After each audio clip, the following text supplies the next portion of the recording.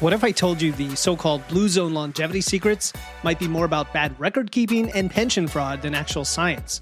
That many of those 110-year-olds never existed in the first place. Today, we're exposing the truth behind one of the biggest nutrition myths of our time. You'll discover why the blue zone diet narrative is built on shaky data, how regions famous for plant-based eating actually consume meat daily, and the warning signs that reveal when diet advice is more marketing than medicine. We're also tackling other diet deceptions that promise weight loss and longevity but deliver disappointment instead, so that by the end of this episode, you'll have a data-driven framework for spotting nutrition nonsense and focusing instead on what actually works for your health and body composition.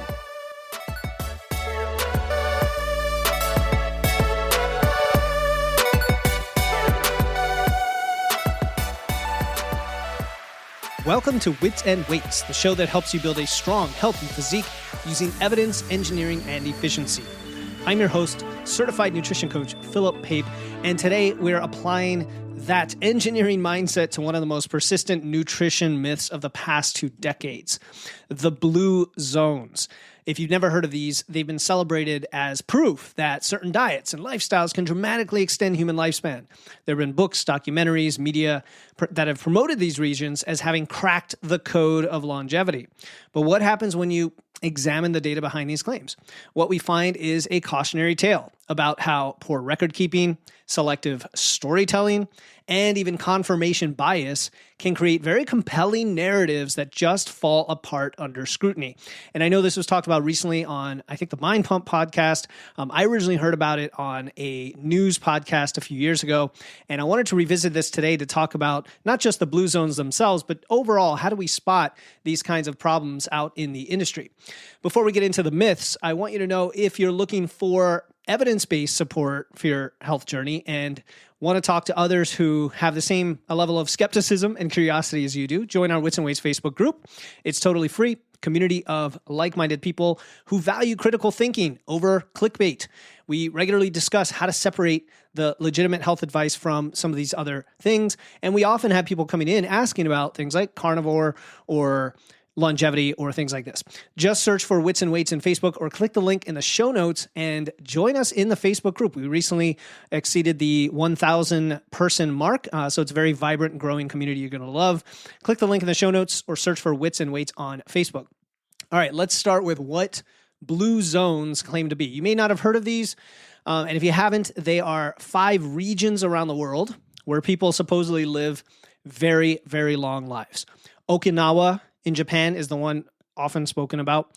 Sardinia in Italy, Nicoya in Costa Rica, Icaria in Greece, and Loma Linda in California. And the story is very, very compelling, as many stories are. These places allegedly have very high concentrations of centenarians and supercentenarians, so people who live beyond 100 years, who attribute this long life to their traditional diets, to active lifestyles, to strong communities. And the story has been so powerful that it really has actually spawned an entire industry of cookbooks, of supplements, of coaching using the phrase blue zone. And here's where my mind kicks in, because as extraordinary as the claims are, any extraordinary claim requires extraordinary evidence, right? And when Dr. Saul Justin Newman, he is a demographer who won an Ig Nobel Prize for his work, he examined the data behind the blue zone longevity claims. He found something that's pretty shocking, and I was shocked to learn this just a few years ago, or maybe it was last year actually, that the regions with the highest reported numbers of supercentenarians were not the healthiest places. They were actually correlated with poverty, with poor record keeping, with higher crime rates, and with very weak documentation systems. So in other words, the places claiming to have the most 110-year-olds were exactly the places where you'd expect to find errors in data and fraud.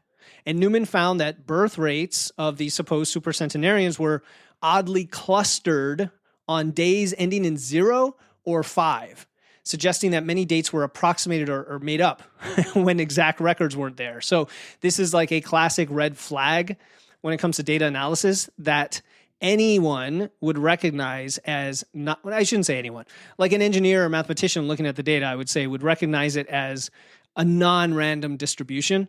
And honestly, if you saw this in a list and you're like, well, what's up with all the 10s and 25s and 10s and 25s, it doesn't make sense. You'd probably notice that pattern. But it gets worse than that, because in Costa Rica's 2000 census, 42% of people aged 99 and above had misstated their age. And after correcting the errors, the centenarian population of Nicoya, that's the region in Costa Rica, right? That's a blue zone. It dropped by 90%. And so the elderly life expectancy ranking fell from world leading to near the bottom. And this is just a really shocking example of what happens when we accept these feel-good stories and don't validate the data, and then they persist for years and years. And you might think these are just like innocent record-keeping errors, but sometimes there's something more nefarious at play. And Newman discovered that many of the supposed centenarians were victims of pension fraud. And that's where families don't report deaths, so they keep getting benefits, right? They get benefits from the loved ones. Even though they've died, they think they're alive, they keep getting pension benefits. Japan is a really dramatic example of this. There was an audit by the government in 2010 that found more than 230,000 listed centenarians were unaccounted for. So they were either missing or long dead. And that's a lot. That's 82% of their presumed centenarians were either missing or dead, some of them for many decades, and their families collected pensions. There's a particular case with a Tokyo man who is thought to be 111 years old, and he was found mummified in his home. I know, it's awful. He had actually died 32 years earlier in 1978, and Newman said, quote, "The secret to living to 110 was don't register your death." Kind of some very dark humor there, but that's what was going on. And this isn't unique to Japan. Italy also discovered about 30,000 dead pension claimants in 1997. In Greece, at least 72% of the reported centenarians were dead or non-existent. And what this means is that all the data, the foundational data that supports blue zone claims, is just totally unreliable. But now, what if we set aside the age verification issues for a moment? Although, honestly, that loses me right there. When I hear that amount of fraud and misinformation, I don't even want to look at the data. I don't even want to discuss the veracity of any of the dietary claims. Why would you? But however, even when you do, it's problematic. So that's kind of the next turn I wanted to take for the show, was the blue zone narrative. From a nutrition standpoint, the story goes like this. These regions follow primarily plant-based diets with meat as a very rare indulgence, and that explains their longevity. And this narrative has been used to promote plant-based eating as the key to long life. But when you look at, what these people in the regions actually ate, rather than what the marketing materials say they ate, a different picture emerges, right? In Sardinia, goat's milk, sheep's cheese, pork are common staples. The shepherds, who supposedly exemplify the blue zone longevity, they consume animal products every day. In Okinawa, pork has been the center of their traditional diet for centuries. They eat virtually every part of the pig, including organ meats, and seafood is consumed regularly. No surprise if you've ever been to Japan. I haven't been to Okinawa, but pretty familiar with Japanese culture and diet, and yeah, there's plenty of meat there. In Nicoya, Costa Rica, beef and pork are widely consumed. In Ikaria, Greece, fish, dairy products, lamb are eaten. Loma Linda, California, there's one exception there, the Seventh-day Adventists. They follow largely plant-based diet, but they also consume dairy and sometimes fish. And they also abstain from smoking and alcohol, and they exercise regularly, and they have strong community. So you can say, well, maybe that's why they live a little bit longer there. And this is a selective presentation of dietary patterns, and that's what we see all the time in the industry today with what we call confirmation bias, right? It's the blue zone, the people promoting the blue zone diets, again, aside from the whole data fraud issue, they emphasize plant foods and then downplay or they cherry pick or ignore all the animal protein consumption because it doesn't fit the narrative. What's so funny about this whole thing is they've done that thinking that the blue zones actually have the output or the outcomes that they're claiming to have, and they don't. So it kind of makes the whole thing fall like a house of cards. So this blue zone myth is one example of how nutrition advice gets distorted.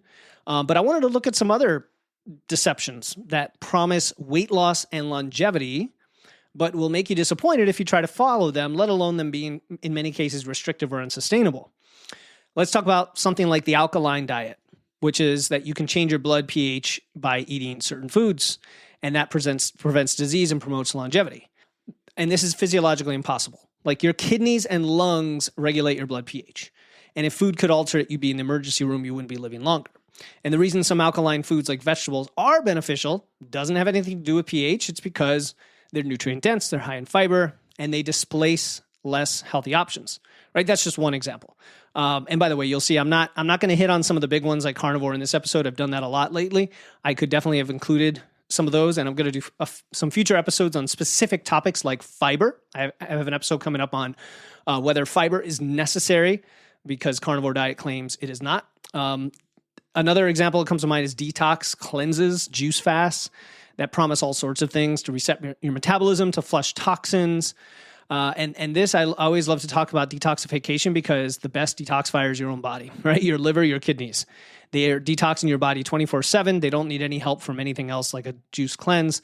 And in fact, those level of extreme approaches usually have the opposite effect long term. They end up slowing your metabolism. They cause nutrient deficiencies. They cause muscle loss, all the things, just because you're not getting in the things you need, the protein, the nutrition, the fiber, whatever, right? And then there's the marketing war between low carb, vegan diets, plant-based, which all claim that their approach is the secret to longevity.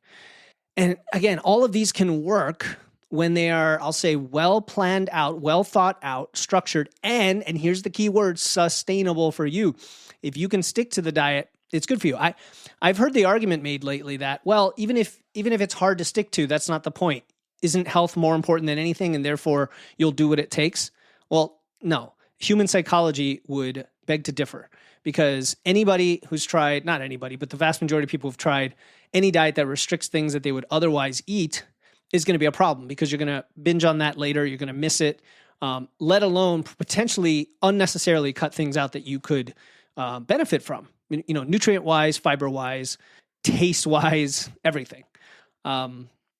What matters overall, I think the takeaway here is the dietary pattern is going to matter a lot more than the specific ratio of these things. And what I mean by that is, like, low carb is focused on what? Lowering your carbs. Vegan is focused on just having plants. Carnivore is just having animal products.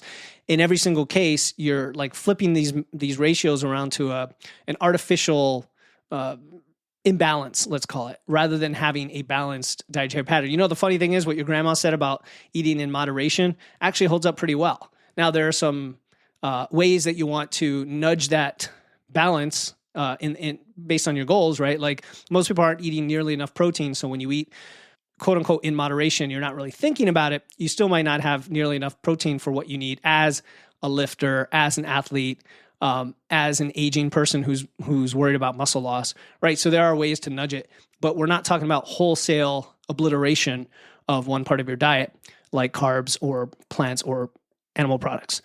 And so the pattern here with all of these is that any of these approaches, what they do really well is they take a kernel of truth. They take a kernel of truth. Like, I just did an episode, I think it was last week, on fat loss versus fat burning. And the kernel of truth is that if you eat a low-carb diet, you're going to burn more fat. Guess what? That's actually true. But you're not going to lose more fat, because you're actually eating more fat. So it all nets out. And see, that's where you take the kernel of truth and you expand it and you say, okay, if you're burning more fat, it means you're going to lose more fat. No, that's not true. It just means you're burning more fat versus glucose. Somebody else is burning more glucose versus fat. It's all energy, and all that matters is calories in, calories out. And so they blow it up into a universal solution, right? Some kernel of truth. They take, for example, some compound in a plant is toxic at like massive levels, and they say, well, that means plants are toxic, and all plants are toxic, and therefore you get rid of plants, you solve all your issues, autoimmune conditions, gut health, everything else, go ahead and eat carnivore. And it just massively misses the evidence. It also ignores individual differences between people. So anytime someone makes a claim that this is the one true diet, you've got your skepticism hackles have to get raised, because everybody's different. Your metabolism, your genetics, your lifestyle, and there is no one true diet. So how do we protect ourselves from all of these deceptions? Here is kind of an engineering-based framework, I would call it, for evaluating nutrition claims. I'm going to give you 5 things to think about, okay? This is for nutrition nonsense. First, you want to look for any red flag. And this sounds generic, so what I'm talking about is what I just mentioned. Claims that a diet is one size fits all. That's the big red flag. Human biology is complex. It's individual. What works for one person may not work for another. So right there, right off the bat, if someone says this is the way to do it for everyone, boom, be suspicious. That's probably not true. Second, You want to examine the evidence quality. Okay, so not just the evidence, because evidence-based, science-based gets thrown around a lot. I use the term, and at this point, it's become almost meaningless because anecdotes and testimonials are not data. In fact, let me tell you something I was thinking about the other day. I'm all for anecdotes and stories when they are used to disprove a one-size-fits-all claim. I'm all for that. In other words, if you say carnivore is right for everyone, and then I say, well, what about these people over here who are not eating carnivore and they're thriving? Well, right there, you've just disproven that carnivore is right for everyone. But you can't flip it around and say, well, this person, all his autoimmune conditions, gut health, and brain fog went away because he went on a low-carb diet. Therefore, it's right for everyone. No, so you can't do that. You can't use one anecdote to make a universal claim. You can use an anecdote to disprove a universal claim, though, right? In general, in other words, that's how the scientific method works: is you make a hypothesis, you test it. If you find any evidence that doesn't support the hypothesis, well, your hypothesis is disproved, and you need to adjust it, right? You need to adjust it. So when we talk about evidence quality, you want to look for, if you're looking at scientific literature, controlled studies. I mean, some of the best would be randomized controlled studies, which are randomized controlled trials, RCTs, which are very hard to find in the nutrition world. Usually we have observational studies that show correlation, not necessarily causation. That's where we get into real sticky wickets here. When we talk about, like, for example, people used to say, look, Diet Coke causes obesity because look at the correlation in the observational studies. Well, it turns out that people who have weight to lose will drink more Diet Coke because they're trying to lose weight, right? It's not because drinking Diet Coke causes weight gain. And we see those kinds of correlations all over the place. When you think of things like carnivore and low carb and everything, you look at weight loss, well, they went on low carb and they lost weight, therefore it causes weight loss. Well, no, turns out that they cut their calories because they got rid of a bunch of processed foods and they were able to better manage their hunger signals, etc., right? So we have to be careful about evidence quality. Honestly, the best evidence, I always say, is N equals 1. The N equals 1, sample size of 1. You are your own best evidence. So I love starting with the foundation of what the science might suggest for you and giving you a ballpark or framework or guardrails, but then you need to try it out, right? I have clients all the time. I have one client in particular I can think of right now. He used to do fasted training. And I said, well, let's try eating some carbs before you train. He said, how much should I eat? I said, let's try 20 grams. Okay. How did that feel? Wow, I felt like more energized. I was able to get more reps. I wasn't winded by the end. He's like, should I eat more? I said, what do you think?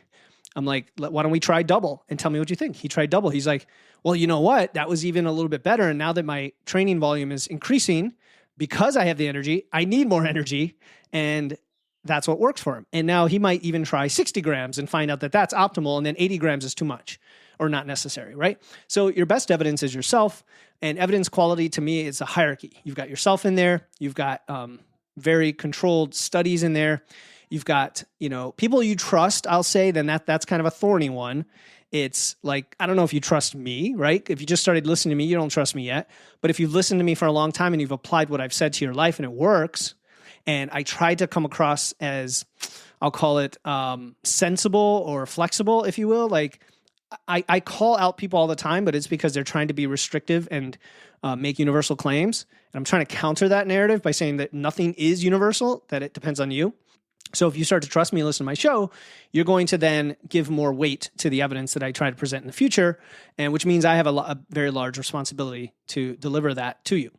So that's evidence quality. The third way to protect ourselves from diet deceptions is consider the source. So I kind of just started talking about this already in my last few statements, but is the person making the claims trying to sell you something? Do they have relevant credentials, relevant expertise? They don't necessarily have to have a degree per se or a certification. It really depends, right? Like in the medical field, they might need to be licensed and stuff for, legal and liability reasons, but it's up to you to kind of decide whether it's the appropriate level of credentials. I know lots of strength coaches who never got a personal training certification, but they're far more experienced and helpful than the vast majority of people who have personal training certifications. You know what I mean? Just because I know what it takes to, get a cert is super easy. It's a test. It's easy. Whereas to become an actual effective strength coach takes years of working with clients. And you might do that without certification. So you just have to understand the source. So you look at the big scandal with the Liver King and steroids and Paul Saladino and the supplements and all those guys out there. Generally, people have millions of followers. You got to watch out. Like the ones that have the biggest followers, I'm the most skeptical of. It's not, again, not necessarily the case, right? This is just a correlation that I'm making for you. I'm just saying that the ones with the MDs behind their names and 2 million followers, you've got to make sure that they're saying what they're saying for a reason, and it's not for trying to sell something, right? And having said that, the vast majority of people educating online probably have a business tied to that education in some way. So of course they are trying to make a living. They might have a business. They're trying to make money. Guess what? That's what I do. I provide coaching, right? But I don't make claims that are not true to try to get you to sign up for coaching. You know, that wouldn't work too well because if that worked, you would sign up for coaching and then all of a sudden I wouldn't be able to deliver on the result because it doesn't line up with the evidence, right? So again, you have to, I'm thinking more like people trying to sell supplements or, rapid weight loss programs or something like that. The fourth sign on spotting nutrition nonsense is you want to ask about the mechanism or the method or the physiological means by which the intervention actually works in the body. Can they explain how it works?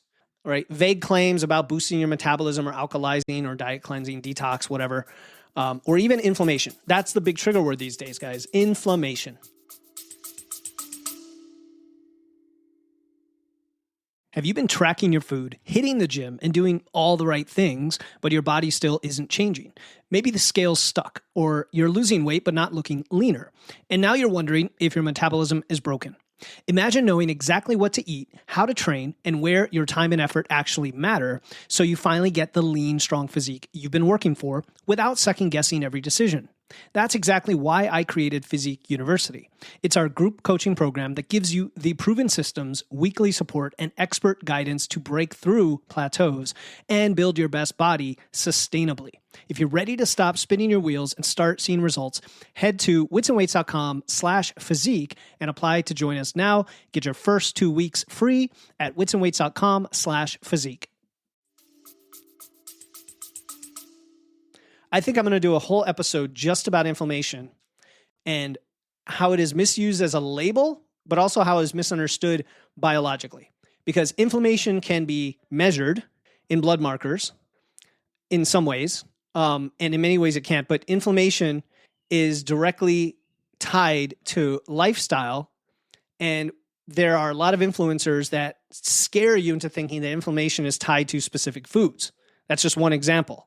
And no matter how hard you try, you can't find anything anywhere in the evidence that would support their claim. For example, seed oils being inflammatory. The evidence does not support that claim. And I bring that one up specifically because it is so often repeated that it's inflammatory, it's inflammatory, it's inflammatory. What's inflammatory are dietary patterns and movement and sedentary behavior and stress and smoking and alcohol and lack of sleep and so on. There's a lot of things. I'm going to do a whole episode about it, but the point is you have to be able to understand the mechanism. Again, going back to last week's episode, fat loss versus fat burn or lose fat versus burn fat, I tried to explain the mechanism behind how we store and lose fat on our body and how we actually burn fat in the moment, how these are different mechanisms that lead to understanding the language we use around them. Okay, and then the last thing here, number 5, is look for balance and nuance. I think I've alluded to this several times, but legitimate nutrition advice is probably going to start with something like it depends, or multiple approaches can work, or individual factors matter, or this is personal. I try to use that language. Now, sometimes I get on my high horse, I get on my rants, my rambles, and I might make a statement with a lot more confidence and definitiveness than I intend to get across. Or maybe I do intend to get it across, depending on what I'm talking about. But I try not to make a claim about something that is universal to everyone, other than what's universal is that nothing is universal, right? In other words, that I'm definitely confident about that multiple approaches work. Yes, human physiology is universal, but your lifestyle and all the other epigenetics and phenotypes and all the other things that come into play as you live your life are what causes us to diverge and requires a much more nuanced application of the info. Like, let's say we're talking about training, not even diet. We're talking about strength training. And someone says, how should I train? Oh, that is such a huge discussion. There's so many aspects to that. I can throw out generalities. I do all the time on podcasts, like, hit the big muscle groups 2 times a week using compound lifts and train like 3 or 4 days a week. Like, that would be a nice way to say it. That's just general principles, right? Principles. That's a good way to put it. Principles are universal. Methods are what change. And if someone doesn't talk in that way, if they instead go into the grocery store on their Instagram reel and say, you see this food, don't eat this food. It's got all this stuff. This is inflammatory. It's going to kill you. It's toxic. They don't know what they're talking about, right? They have no balance, no nuance. They don't put it in the context of your dietary pattern. They don't know who you are, what you eat, what you do. If I'm an athlete eating 4,000 calories, I could darn well eat 100 calories of just about anything. I don't care how quote unquote toxic it is, other than alcohol. And frankly, even alcohol, if you just want to reduce it to calories, there are other problems with alcohol, of course, and have great results, live a great life, feel great, thrive, live a long life, all of that, right? Because in the context of my 4,000 calories or 3,000 calories or whatever, it's a tiny fraction of an overall dietary pattern. That's nuance. That's balance, right? It's not promising miraculous results or claiming to discover the secret that thousands of researchers somehow missed, right? And the blue zones are really a great example because they've become something that everybody just clings to, and it's become quote unquote common knowledge. And even that was completely wrong. Now, you might be wondering if the blue zone claims are exaggerated. Does that mean we should ignore everything out there about healthy aging and be very skeptical that the data is correct?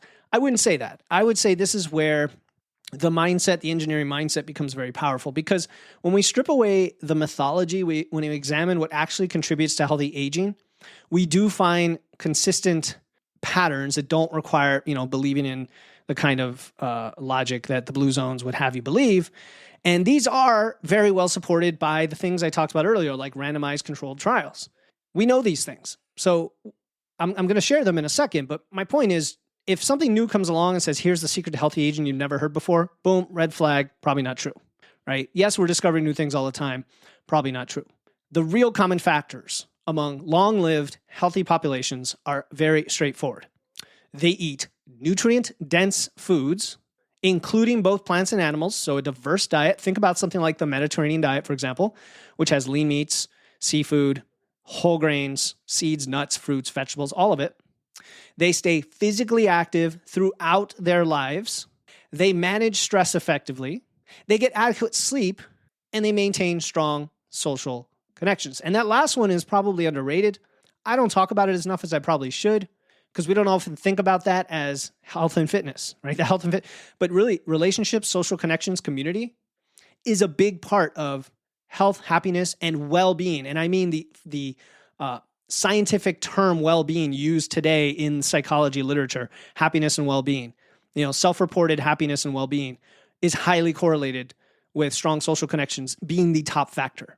So nutrient-dense, diverse diet, which means a very flexible diet that gives you a lot of choice, physically active, managing stress, adequate sleep, strong social connections. Notice that none of these require any extreme dietary restrictions, expensive supplements, following the exact eating pattern of a village or an ancestral diet or whatever. They're principles that can be adapted to virtually any food culture or lifestyle, which is beautiful, right? Because food culture, think about it. As human beings, food is part of our culture. It's part of the social experience. It's part of how it's part of the social connections, in fact. And there's nothing wrong with enjoying food and having it be part of our ethnic culture, our religions, our spirituality, our fun, our everyday fun. I think we just had Memorial Day here, getting to grill some meat with the family becomes an experience. My daughters love to help out, season the food, figure out how to cook it just right. How do we all like it? Enjoy the meal together. It's wonderful. And of all the blue zones, I would say the Loma Linda blue zone is a really good example of this, where there is reality. There is some truth there. It's the Seventh-day Adventists there, and they don't have unusually high numbers of very old folks like supercentenarians, but they do have higher average life expectancy overall. And if you look at their lifestyle, they don't smoke or drink. They eat a balanced diet with plenty of protein.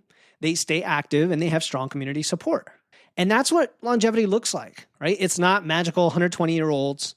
It's not people reaching their 80s, but it is people reaching their 80s and 90s in good health. I always joke I want to die doing a deadlift in my 90s, maybe in my 100s. That would be great. And that's actually far more achievable and valuable than trying to chase these extreme longevity things. And I didn't even talk about all of the longevity and biohacking podcasts out there that make claims using devices and supplements and talk about telomeres and all of these crazy things, right? Maybe I'll get proven wrong, and some of those people will be here and they'll all be walking around at 120 years old. But I doubt it, and I wonder how great of a life they lived, and whether they actually enjoyed it. And by enjoy, I don't mean the opposite extreme of being a hedon, right? Where you're over consuming, ultra processed foods and smoking and drinking and all of that. I don't mean that at all. I mean having a thriving, healthy life where you're lifting weights, you're being active, you're getting off your butt every day, involved with your family, with your community, making social connections, and just being positive. I mean, is kind of the way to put it. So by debunking these myths and having your own skepticism checklist, then you actually get more clarity on what works, because it gets rid of the noise. When I talk about the BS and the noise in the industry, that's what I mean.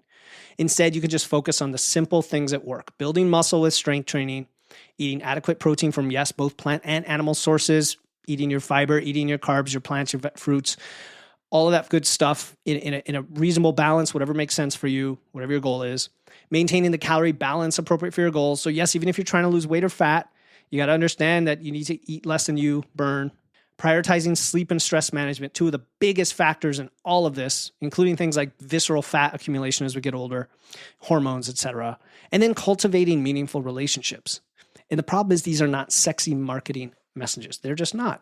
They're not. They're based on solid evidence. They actually work, but they're not sexy marketing. So I hope those of you who listen to this podcast appreciate where I'm coming from when I talk about this, and that you'll share with others who need to hear a similar type of message, and just take a more reasonable, sensible approach and do the thing that works. And guess what? The thing that works sometimes takes effort. No, it does take effort. It can be hard, right? But it pays off in the end. The hard of doing the right thing now is far less than the hard of not doing it later.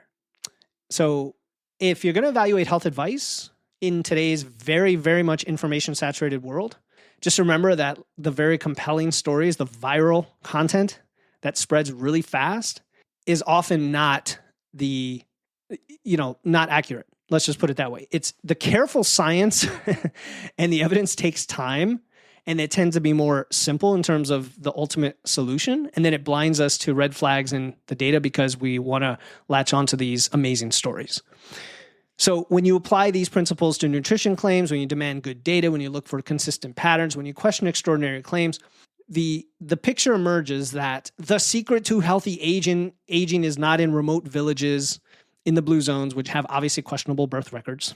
They're found in the well-established principles that have already been validated across multiple populations and studies over decades, and we have it right in front of us, right? And that doesn't mean we should become cynical about all health advice. I don't want you to go the other extreme and just never trust anything.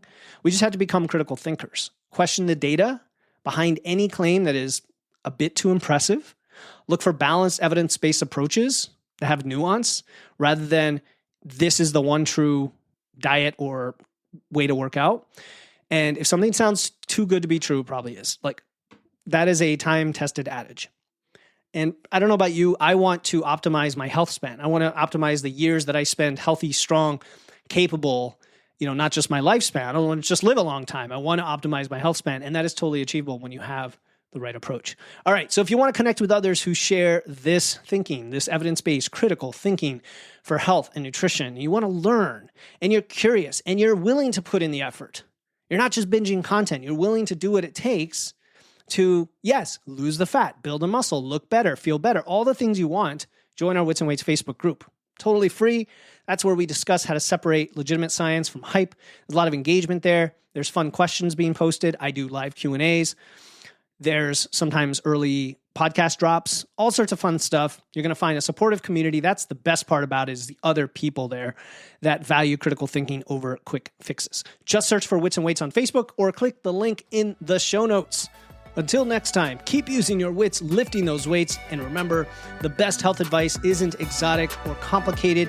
It is nuanced and personalized. I'll talk to you next time here on the Wits and Weights podcast.